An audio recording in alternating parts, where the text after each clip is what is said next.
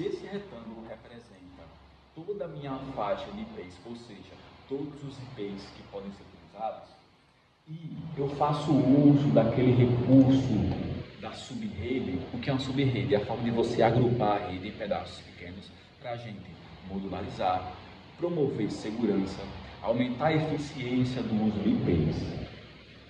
Por exemplo, o que acontece quando eu uso uma subrede numa rede, ou seja, quando eu configuro a rede em grupos menores. Então aqui eu tenho um pedacinho da minha rede. Esse pedacinho significa o quê? Que aqui eu posso usar tantos IPs que eu defini. Essa quantidade de IPs vai ser de acordo com a máscara. Então essa linha azul está representando a máscara. Se liga, aqui embaixo, quando eu passei essa linha azul, representou a máscara de subrede. O que vai me interessar é eu saber onde começa essa minha faixa, ou esse intervalo, ou esse range, são sinônimos. Onde começa essa minha faixa de IPs e onde termina. Mais ou menos aqui. O que tem entre eles aqui é a quantidade de IPs que eu posso usar. Beleza? Se liga. Quando eu estou fazendo o meu cálculo de subrede, né? Então a gente partiu do 172.16.03/23. Convertendo o IP para binário, temos isso aqui. Convertendo a máscara para binário, temos isso aqui. O que eu faço entre eles dois? Eu aplico aquele conceito de porta-lógica em. Então, eu encontrei isso aqui, em binário em decimal dá 172.16.00. Esse é o meu endereço de rede. Aqui é o endereço de rede, 172.16.00. Tranquilo? Aí continuando. A minha máscara de rede era /23. Coloquei aqui só para ficar bem claro. Se eu pegar a partir do conceito de TV4, que tem 32 bits, pegar 32 e subtrair 23, eu encontro 9. O que me leva a concluir que 2 elevado a 9 dá 512. Esse 9 veio de onde? Daqui. Da subtração de 32 bits, que é o padrão do IPv4, menos 23, que era a máscara. Encontrei 9.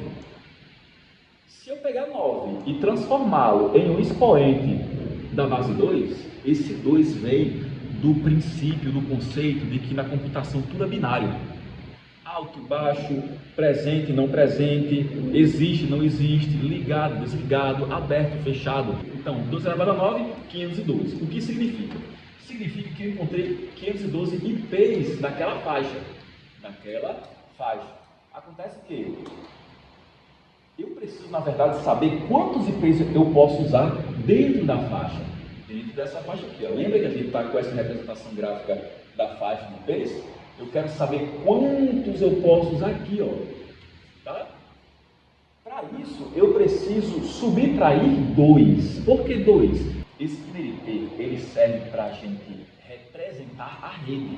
Tanto é que a gente chama ele de endereço de rede.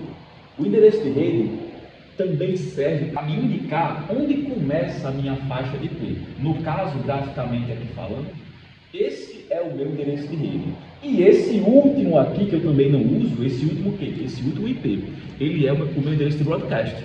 Que a gente sabe o que significa broadcast, né? A transmissão de um para muitos. Logo, esse IP não pode ser usado por nenhum dispositivo, como também esse último IP também não pode ser usado por nenhum dispositivo.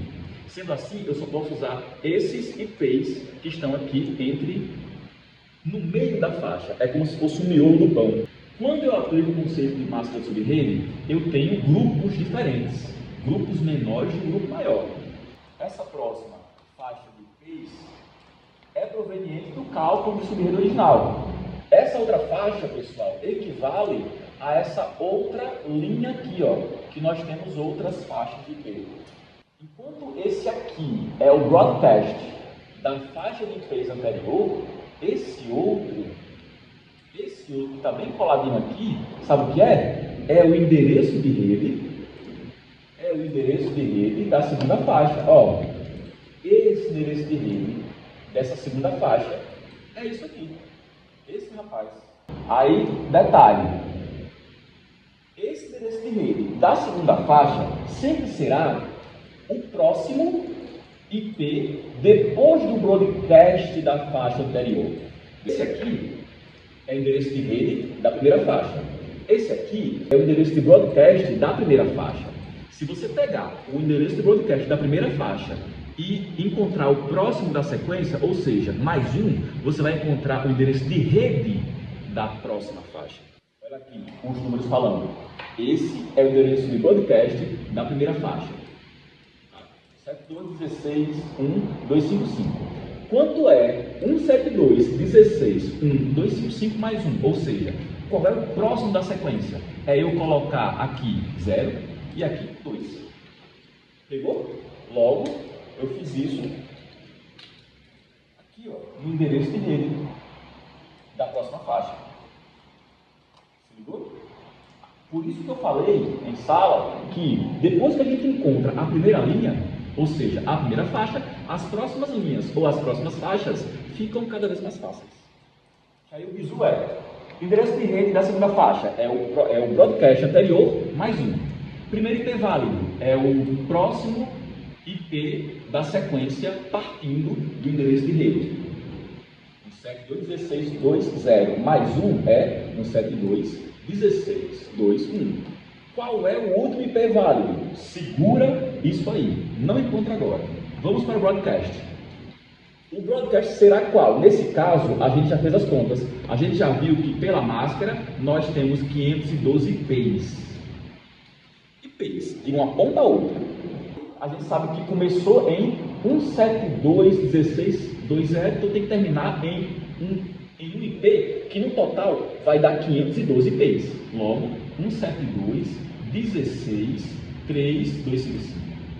Encontrei o broadcast? Encontrei. Aí fica fácil encontrar o último. Quem é o último? Sempre será o broadcast menos 1. Voltando 1 é o IP anterior. 255 menos 1, 254. Então esse é o último IP válido. Então vai ficando cada vez mais fácil. O próximo da sequência: 172.16.4.0. Como foi que eu descobri isso? Olhei para cá, o broadcast anterior é esse aqui mais um, é o próximo da sequência. Que é qual? 172.16 se repete, esse 3 vira 4 e esse 255 vira 0. Aqui. 172.16.4.0. Primeiro IP válido, 172.16.4.1. Próximo IP válido, eu vou deixar 0 por enquanto, só estou fazendo assim porque estou fazendo no computador.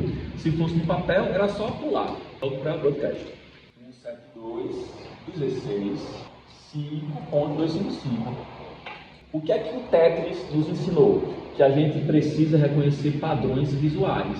Olha o padrão que se formou aqui, ó. Repete, repete, repete, repete, repete, repete, repete, repete, repete. Daqui para cá mudou quanto? Em 2. 1 mais 2, 3. 3 mais 2, 5. Fica, gente, cada vez mais claro da gente construir a tabela, porque padrões vão se formando. E assim a gente tem a nossa tabela inicial do cálculo de sub-erro.